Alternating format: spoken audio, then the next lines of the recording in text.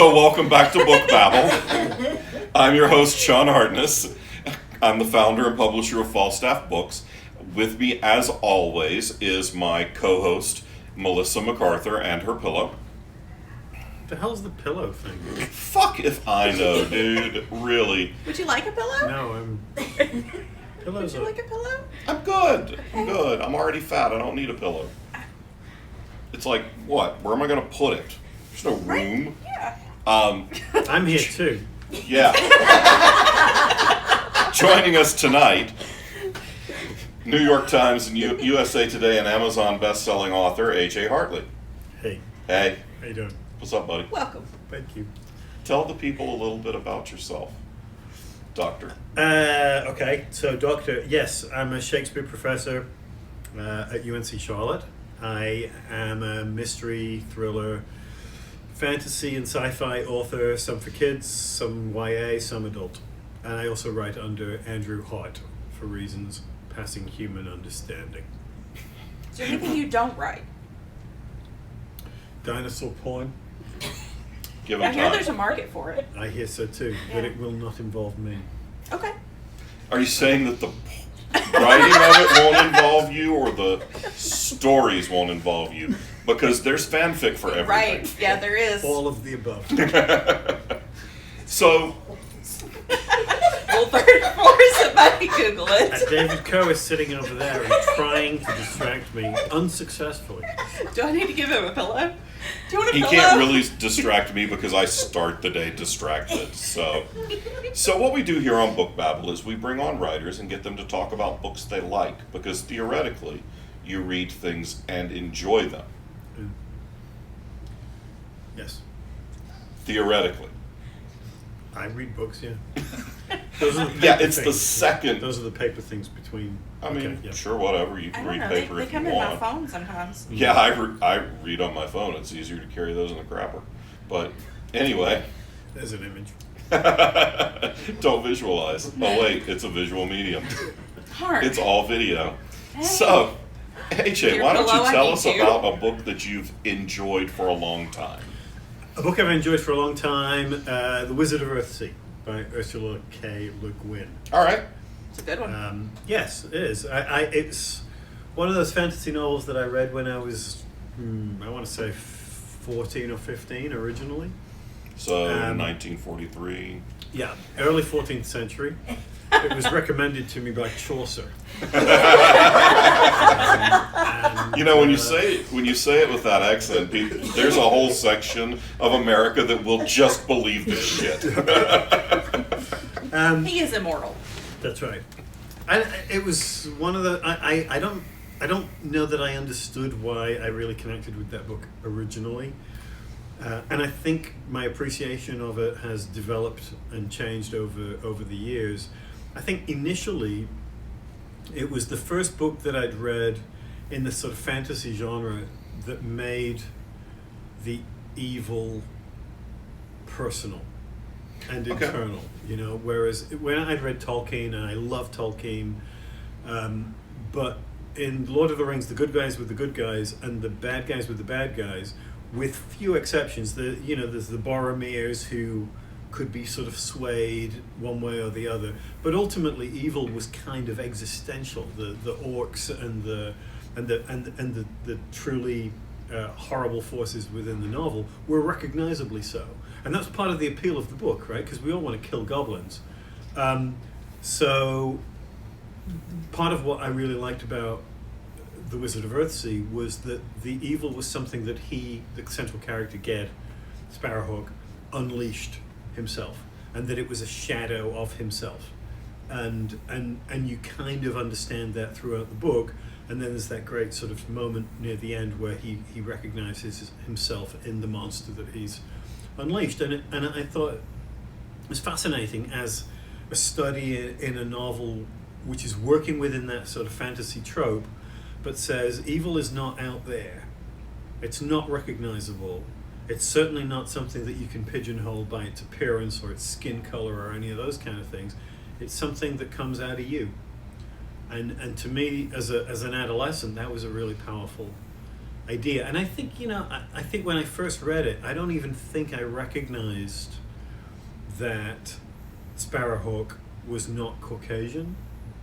So I think in later readings of the book, that kind of internalization of the horror, which is the other, became more complex and more interesting. And again, another way of kind of embracing and repudiating the kind of moral binaries of something like Lord of the Rings. So. Now, what's a book that you've read recently that you liked? I'm a huge Terry Pratchett fan, and of all his books, and I do a lot of audiobooks. I really like audiobooks. Both the Nigel Planer and the Stephen Briggs readings, I think, are really, really strong. And the first Pratchett book that I really fell in love with was Fifth Elephant. I don't know if you know that book. I don't. But it's one of the Vimes Night Watch books where they're all set in Discworld, and he's a kind of detective figure, but there are trolls and dwarves and vampires in this case, and werewolves and stuff. That book, Fifth Elephant, is a sort of case study in the way that you can play with all the sort of fun things within fantasy and still find this incredibly rich and thoughtful vein. And the book after that, Thud, is the one that I think that's one of my favorites of all Pratchett's, where they have to go into the sort of dwarf country and wrestle with issues of different cultures and different attitudes to gender. And it's a fascinating, funny, incredibly cleverly written book, which is both a fantasy and a mystery. And I love those. I'm sorry, I'm doing more than one book. That's okay. The other It's my that channel, I would it's add fine. is I also love the Tiffany Aching books, which I don't.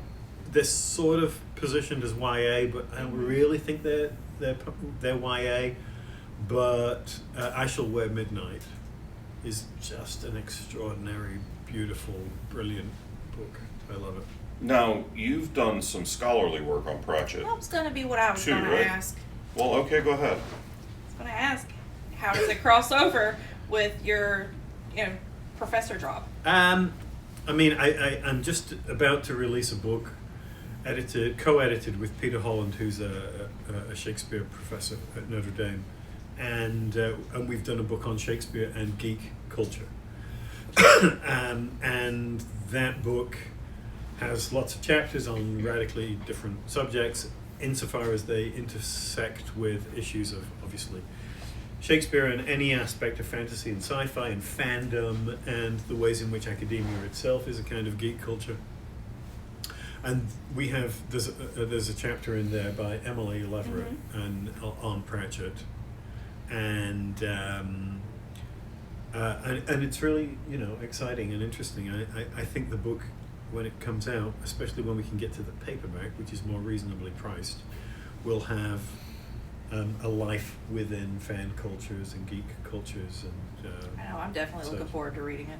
And one of the things I love about Pratchett is that he's deeply learned in pre-20th century literatures, including Shakespeare. And Shakespeare is all over Pratchett, I mean, sometimes explicitly in things like Weird Sisters, but often just sort of buried in there, plot points or phrases or little in-jokes and stuff. I just love that stuff.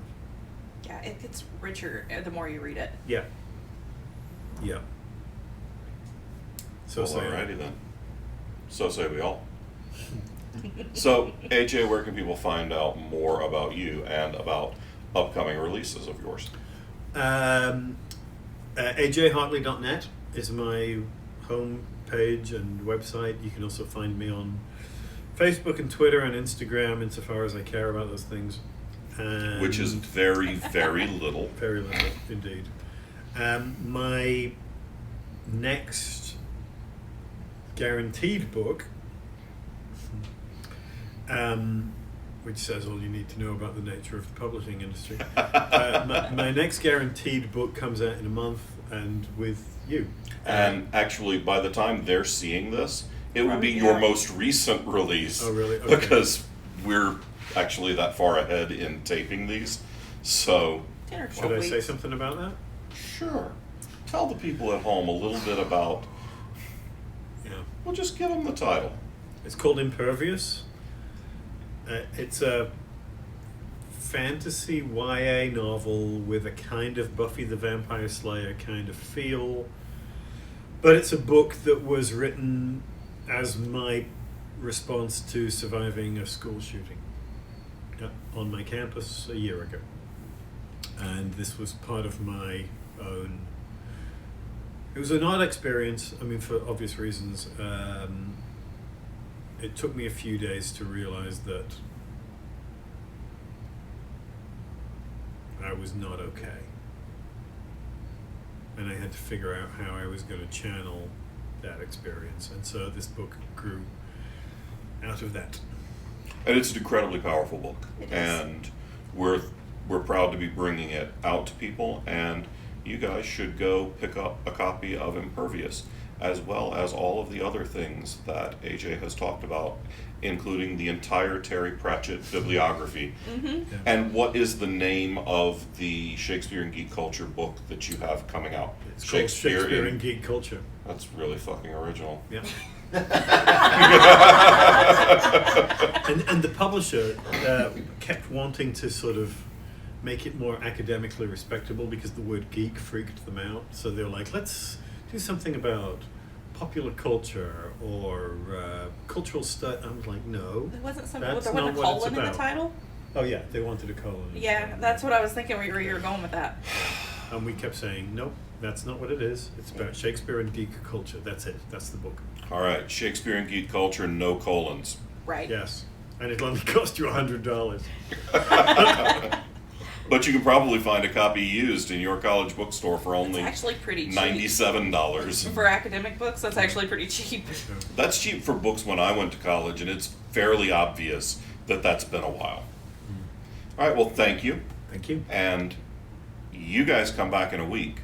We're going to be back in like 3 minutes because we're at a con and this is what we do. Bye. Bye.